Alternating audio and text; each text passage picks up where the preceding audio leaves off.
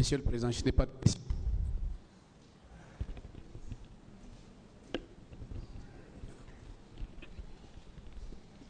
Merci, Monsieur le Président. La plupart de mes questions, en tout cas, ont été déjà posées, mais il y a quelques-unes. Monsieur Baouri, je vais, avec la permission du Président, rappeler cette partie de votre audition devant le pôle de l'instruction.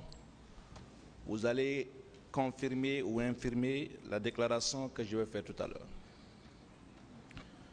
À l'intérieur du stade, j'avais formellement reconnu le nommé Aboubakar Diakité dit Toumba, qui était d'ailleurs le chef des bérets rouges qui sont venus au stade.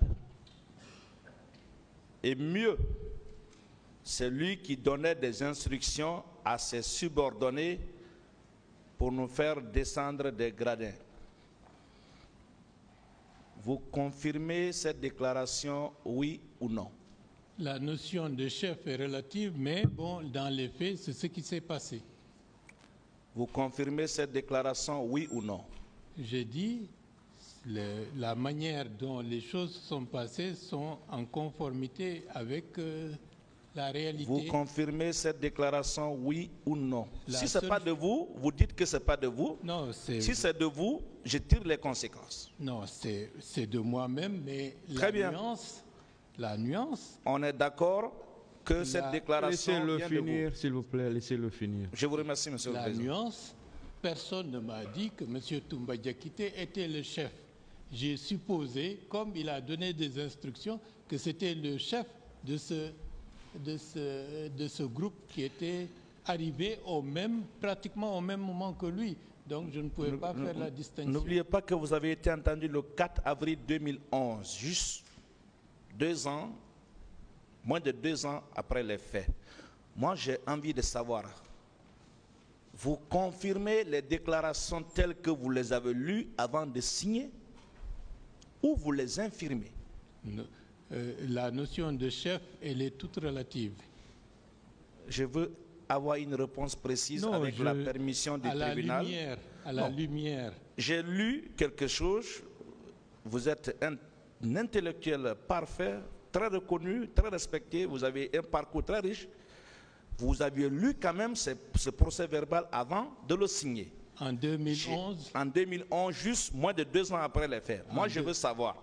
Et j'insiste parce que je veux poser des questions subséquentes. En 2011. Vous confirmez, oui ou non, la déclaration que je viens de lire? Je peux me rendre compte que je m'étais, de manière abusivement, j'ai interprété une situation alors que ce n'était pas le cas. Donc vous infirmez cette déclaration? Je peux le dire, oui. Vous n'aviez pas lu avant de signer? Ça n'a rien à voir. Si. Vous pouvez voir une réalité et l'interpréter séance tenante et que par la suite, avec une prise en compte de la complexité des événements, vous vous rendez compte, vos premières impressions étaient totalement fausses, notamment en ce qui concerne la notion de chef. Qu'est-ce qui vous a motivé à nier ou à remettre en cause les déclarations que vous avez librement tenues en 2011 devant le pôle de l'instruction? Parce que par la suite, on a su que les mobiles, les motivations des différents hommes qui étaient en armes, ces motivations étaient différentes. Très bien. Par la suite, la date de quand? Non, même le procès l'atteste. Ah, donc ce qui veut dire que c'est à force de suivre ce procès que vous vous êtes permis de revenir sur certaines déclarations que vous aviez tenues le 4 avril 2011. Ce n'est pas simplement à la suite de ce procès, mais cela a confirmé des éléments qui nous faisaient douter de ce qui était présenté à un moment donné comme étant la vérité absolue qu'il fallait nécessairement cautionner. Donc vous n'étiez même pas sûr de ce que vous disiez en 2011. J'ai interprété, par exemple, ici, je peux dire vous êtes le chef. Qui me dit que vous êtes le chef? Ce n'est pas une interprétation que j'ai lue. Si, c'est une déclaration.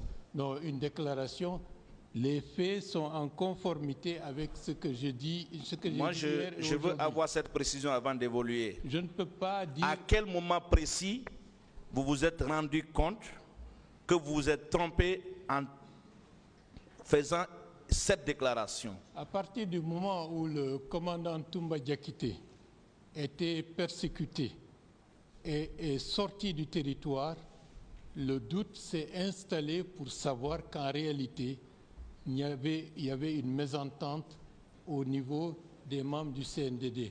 Et donc, il fallait nécessairement revisiter ce que, d'une manière ou d'une autre, nous avions cru. Et ça, c'était en quelle année? C'était le 3 décembre déjà, j'étais devant la commission d'enquête nationale. Le 3 décembre 2000 combien? 2009. Donc, on est d'accord que le 3 décembre 2009, vous aviez estimé que ces propos ne doivent pas se tenir. C'est ça? Que ces propos... C'est-à-dire, selon vous, le 3 décembre déjà, vous estimez que cette déclaration n'en valait pas la peine. Surtout en termes de notion de chef. Donc, vous êtes d'accord avec moi, vous avez tenu ces propos, mais que le 3 décembre 2009, vous aviez estimé que vous êtes trompé, c'est ça? Bon, c'était une interprétation de ma part, mais la réalité était la même. Est-ce que c'est ça? L'interprétation était fausse. Et pourtant, ce qui est écrit là a été tenu après le 3 décembre.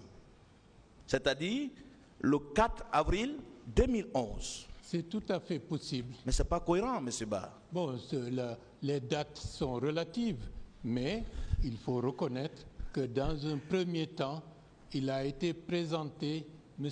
Toumba Diakité, comme l'homme le tout-puissant, et au fil du temps, avec les informations et le recul, nous avons su qu'en réalité, qu'il n'était qu'une victime. Je pense que le tribunal a compris, on va évoluer. Vous écoutiez quand même la presse après